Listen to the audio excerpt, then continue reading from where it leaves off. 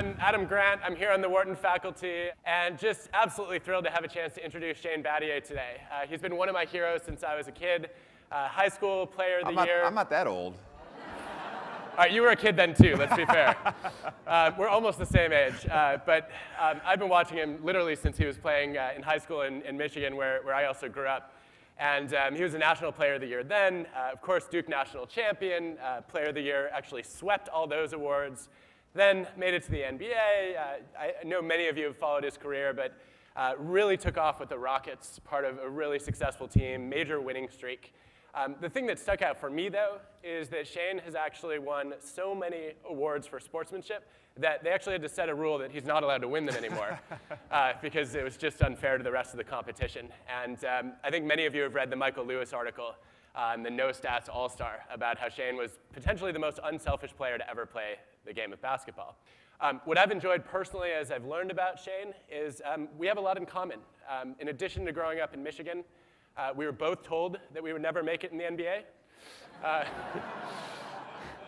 I was told it in 7th grade, though. And he was kind enough to recommend his barber to me, so thanks for that. So I think there's a lot of ground that we could cover here, but the place we really wanted to start is to say that Shane was the guy who really took statistics and brought them into basketball to change the way that he played the game. And the Michael Lewis article starts with this incredible story of him guarding Kobe Bryant. So Shane, could you tell us a little bit about what you did to prepare to defend Kobe Bryant? Well, first of all, I started out with a prayer session. So name your God. I probably prayed to that God.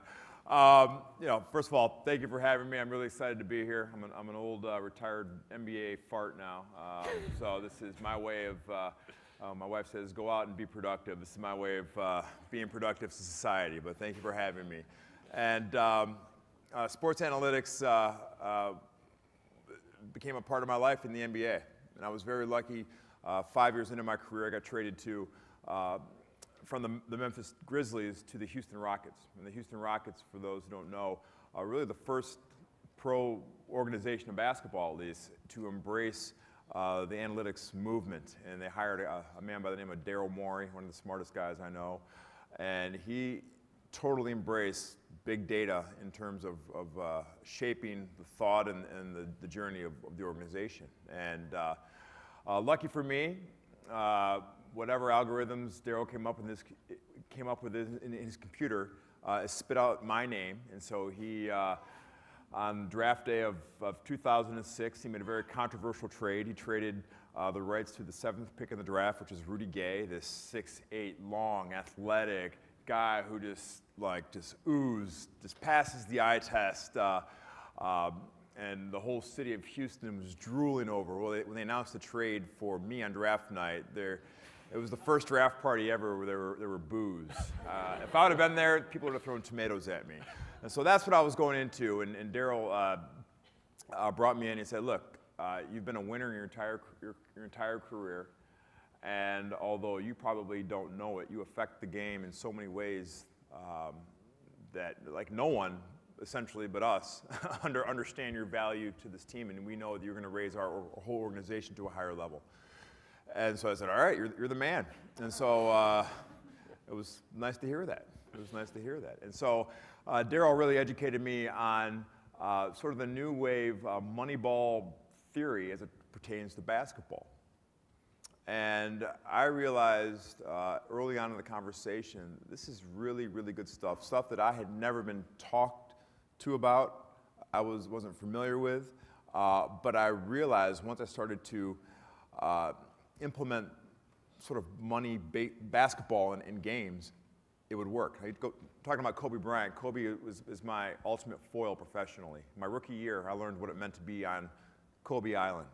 All right, here I come from Duke University, full of confidence and vigor. Duke University, we won 131 games, lost 15, which was a record. Still is a record for a 4-year period. I go to the Memphis Grizzlies, who drafted me 6th, and they had the lowest winning percentage out of any professional sports team in North America. So literally, I went from the best to the worst ever. And my rookie year, we played Kobe, and I learned what Kobe Island meant very soon. Now, when you're on a bad basketball team, the hallmark of that is a lack of help defense. You don't play team defense. And so when I was guarding Kobe Bryant on a warm January night in LA, I said, I got Kobe, I got him. And I would turn around and there'd be no one behind me. I got him. Kobe Bryant proceeds to light me up for 56 points in 3 quarters. We were so bad, Phil Jackson sat him. He didn't even play in the 4th quarter. So he scored 70 points in the game. He would have blown way past that if he would have played in the 4th quarter. So that was my introduction to Kobe Bryant. And so I said to myself, I got to figure out a way to guard this guy. Luckily, Daryl gave me the tools. And the way Daryl and Sam Hinkie, who's now the GM of the 76ers, much maligned. Sam's my guy. I love him. He's got a plan. We're still waiting. Yeah, well, it might be a minute. It might be a minute.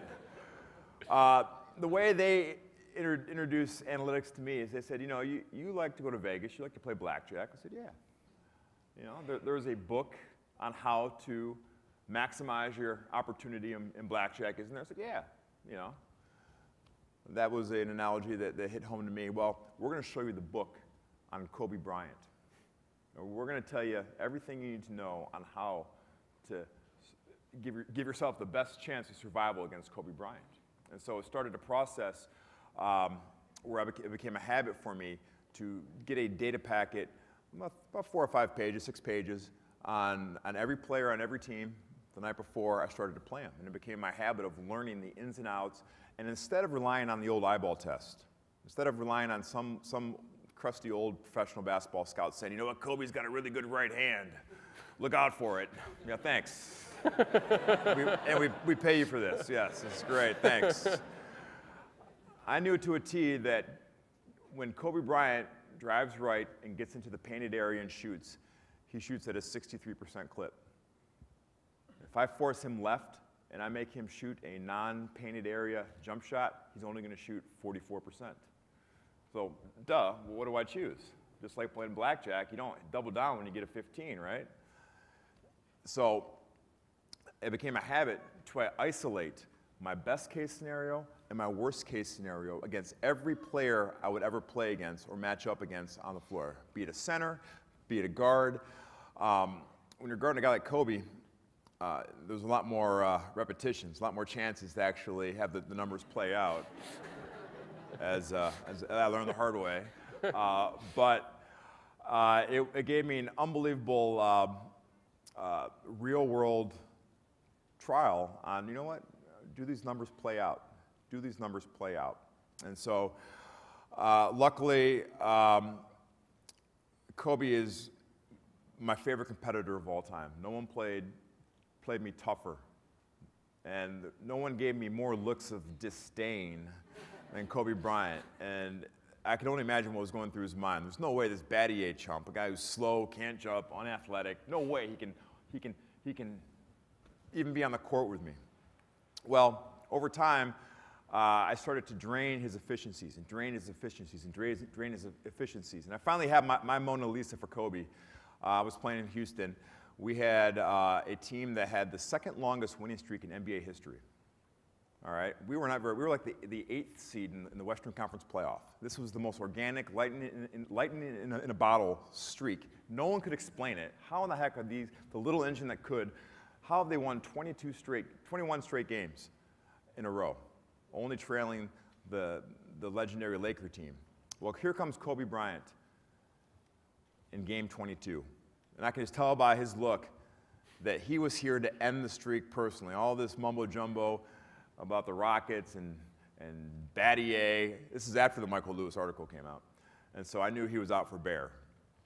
And I knew it was my ultimate test to put the numbers to work.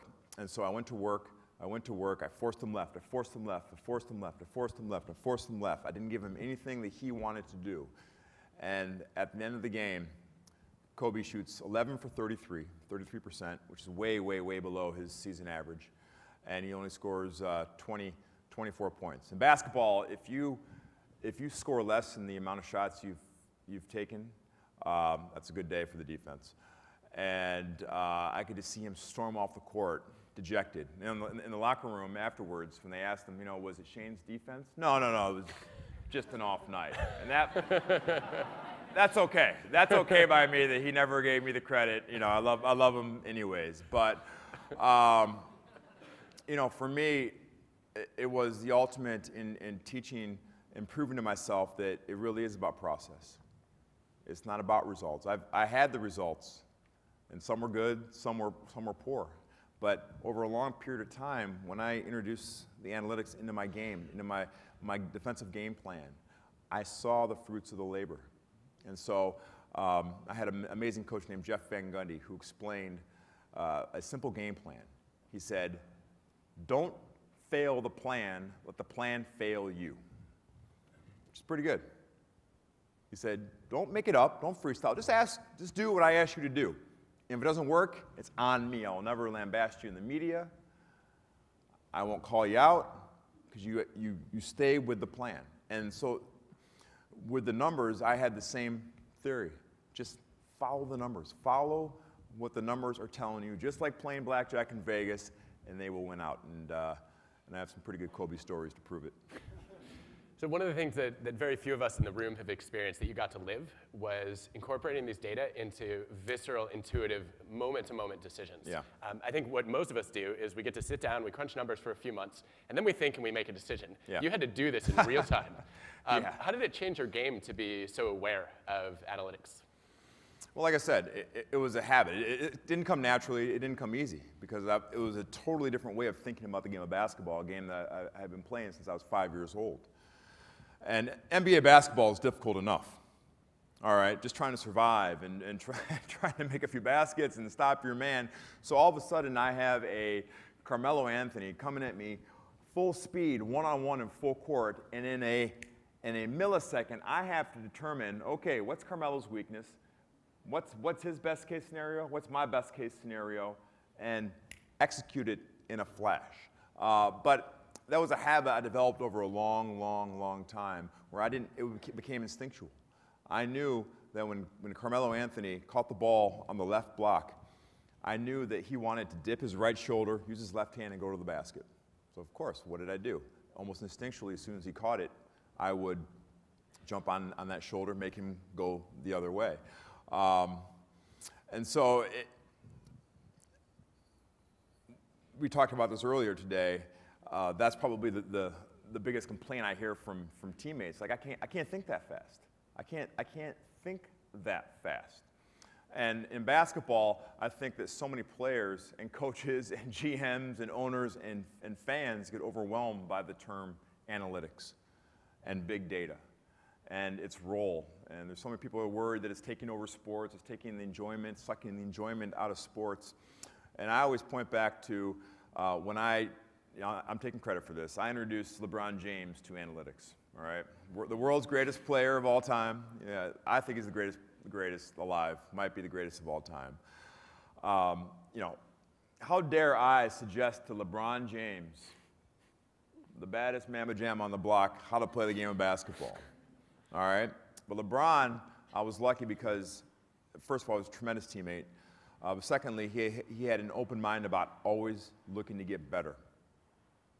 And so after gaining his trust, I think the first time I talked to him, I said, look, I have all these numbers on these players. I know exactly what their strength is, what their weakness is. Forget this old scouting report that says Kevin Durant's really good. Yeah, no, duh.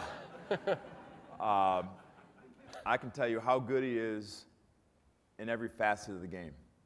And so I said, you know what, tonight, on this night, when Kevin Durant catches the ball in the low post, he wants to go and shoot over this right shoulder, do a turnaround jumper over this right shoulder.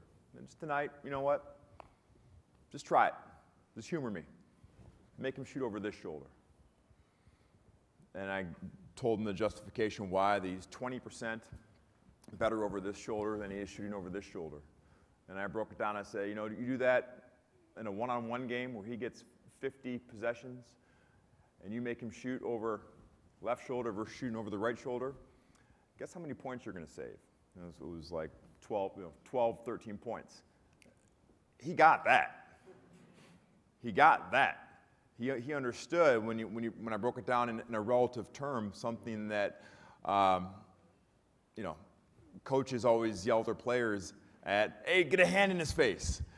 Well, getting a hand in the shooter's face when he takes a shot, what does that do? That's a contest. And there's data now that proves that a contested shot is better than an open jump shot.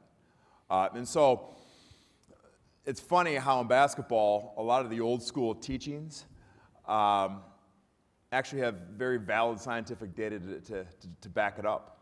But you have to break it down in those bite-sized chunk and a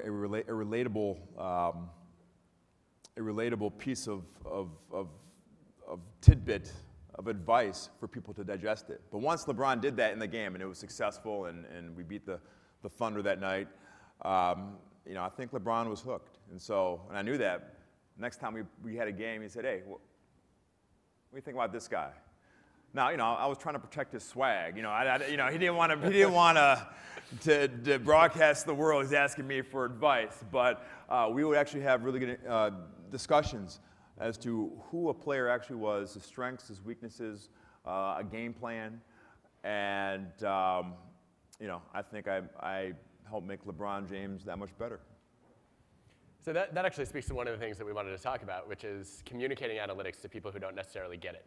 I love the idea of saying, hey, instead of, you need to do this, just try it. Let me know what happens. But you mentioned that LeBron was somebody who was really hungry to improve. How do you pitch this to somebody who's more skeptical and thinks statistics are a waste of time? First of all, you better know your stuff. You better know your stuff inside and outside. Your actions have to match up with your words. And that was the number one thing. Whenever I walked into the locker room, my teammates always saw me with the scouting report with nothing but numbers. And that was, they laughed at me. Oh, Shane and his numbers, Shane and his numbers. On the bus before the game, I always have my information packet. I was asking my sports information director, I need more. Give me more. Give me more. Give me more. And so I walk the walk. And so when I talk the talk and I would say, Coach Spo, we're defending this guy all wrong. The numbers say this. First of all, guys would be like, well, yeah, Shane knows. He studies. He studies. And so, it's just like getting someone to play hard. You can't go in and say, you got to play hard. You're not playing hard enough. You got to earn their trust. You have to show them what you're about. You have to show them that you're pure of heart and that your motives are aligned. And for basketball, it's easy. There's a scoreboard every single night, and the motive is to win.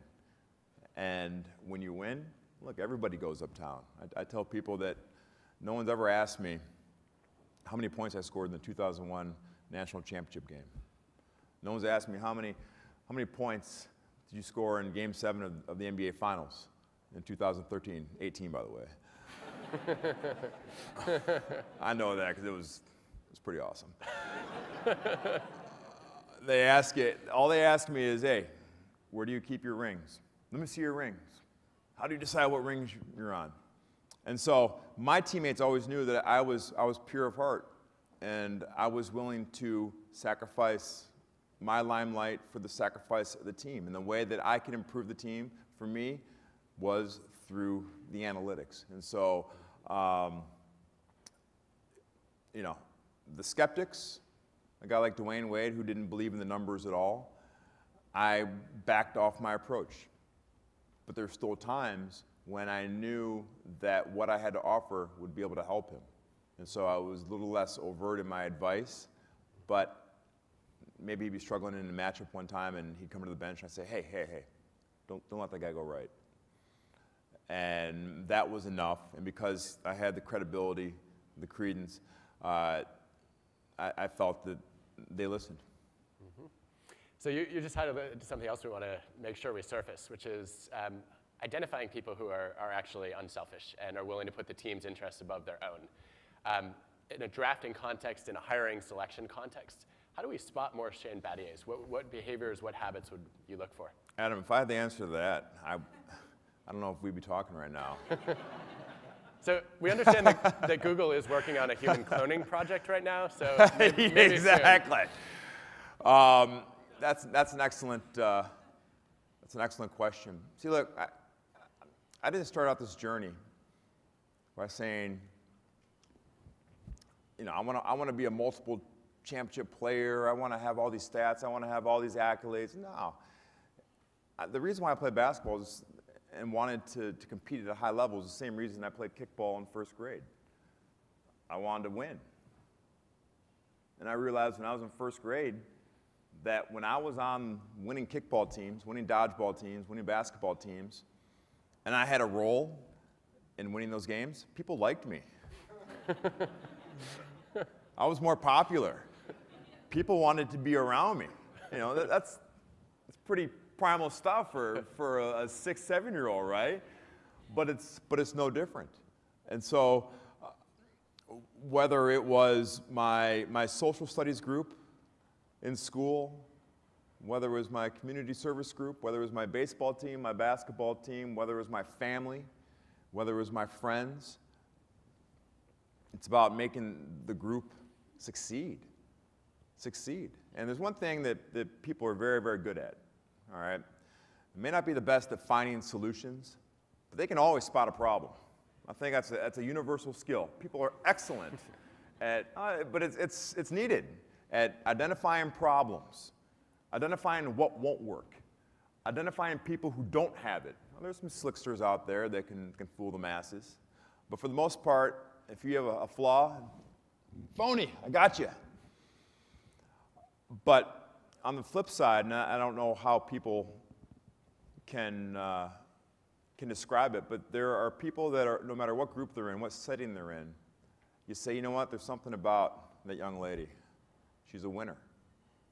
She's a winner. I'm lucky to play in the age of analytics, so now there's stats to back up things that would have been described as being a glue player or a grit guy or a hustler if I would have played 20 years ago. So now people can say, you know, hey, Shane's VORP is amazing, and different stats like that, which, you know, that's cool by me. I can make a nice career out of that. But finding people that have serial success, I think, is the next step in all walks of life. In basketball and in sports, it's, I think, a little easier because the scoreboard is eminent. It's there every single night. There's a winner, there's a loser. I know immediately how I performed, if I was weak, if I was strong, if I was playing above my head.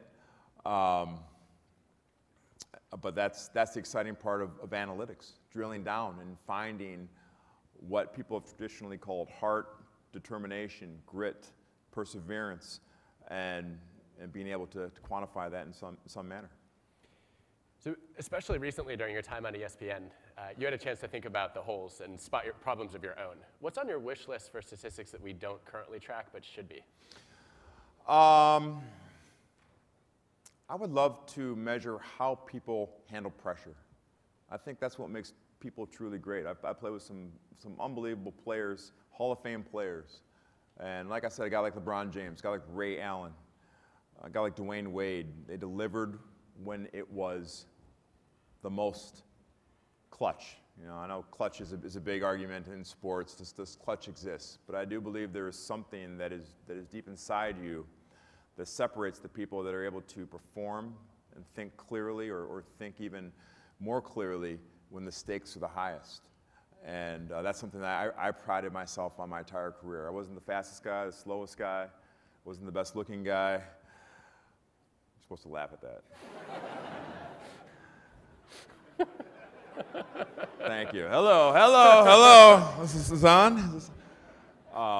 But one thing I always prided myself on was being able to perform and think when the pressure is the highest in every situation of my life, and that's something that I'm excited about learning how to isolate that.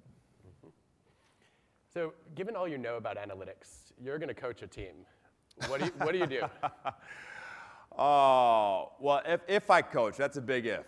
I don't know if I have the patience. I know how hard I worked, and if I didn't get that from my team, I would struggle. So that being said, when you coach, but with basketball, I would play the most exciting, fun way. I'm a defensive guy. All right, I was two-time all defensive team in the NBA. I basically stayed in the league for a long time because I was a very good defender and a very good shooter. But I would totally go outside the box. And if I were a basketball coach, I would play like a track meet. I would try to shoot 40 to 50 three-point shots every single game. I would play 12 guys every single night.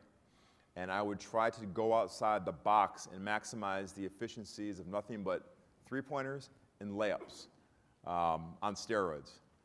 I would make it an exciting brand of basketball to watch, to play.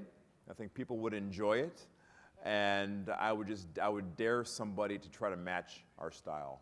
And I think that would, there are people trying to do that, but I'd be all in. How much do you like the 76ers? They're a couple years away. They're a couple years away. They have some intriguing talent. Look, the key to winning is not a secret. I had a coach named Kobe Bryant, who's one of the smartest basketball minds in the world. He was talking about analytics before analytics became in vogue. And he's about 80 years old now, and he's given conferences all around the world for his basketball knowledge. And the first thing he says to coaches, he says, all right, I'm going to teach you, from Jersey, I'm going to teach you the most important thing about basketball. Listen up. So first thing in the meeting, so all the coaches lean in, goes over to the overhead projector and says, if you do not have good players, you will not win. Let me repeat that, Jack. You may have missed it. If you do not have good players, you will not win. So there you go. So we can't all have good players all the time, right? So can you talk to us about how you've compensated for your own deficits in skill and what all of us can learn from that when we're managing imperfect talent? Yeah. Know thy strengths. Know thy strengths, know thy weaknesses. And try to stay away from the weaknesses and surround yourself with people that can compensate. Look, I wasn't the fastest guy in the world, but there were things that are out of my control, and I think that's what I realized at an early age. But there were some things that I controlled every single day, and I tried to control it to the max. My attitude, my behavior, my energy. If I wasn't going to make it, and I always thought I was going to make it, it wasn't going to be because of my lack of attitude, my lack of ethic, my habits, and my energy. I brought it every single day, and I dared people to match me on those levels. You know, because in a team setting, the most powerful force is peer pressure. It's peer pressure. And you can have the world's greatest coach, but if that locker room has a culture that people don't want to buy into, it's not going to work. You know, when you have a bunch of talented people that who stay late, put in extra work, who care for team, who cheer for each other, who don't make excuses, who are honest, and all of a sudden you're that jerk that doesn't do those things, guess what? You're on the outside real quick. And on the other token, if you have a culture of dishonesty and lack of integrity and laziness, all of a sudden you want to go against that, guess what? You're an outlier. And so I always try to challenge in a nonverbal way to people to get to my level on the things I controlled: attitude, behavior, integrity, honesty, work. You said something fascinating earlier when we were speaking about how you actually knew too much at one point about your own strengths and weaknesses. What happened as you knew your own data so well? Well, I tried not to look at my own data because I felt that would make me a less instinctual player. And so, although I knew every stat, every analytic on the guys I was guarding, I'm not looking when it came to my own numbers. Because I am a person that is almost over-rational.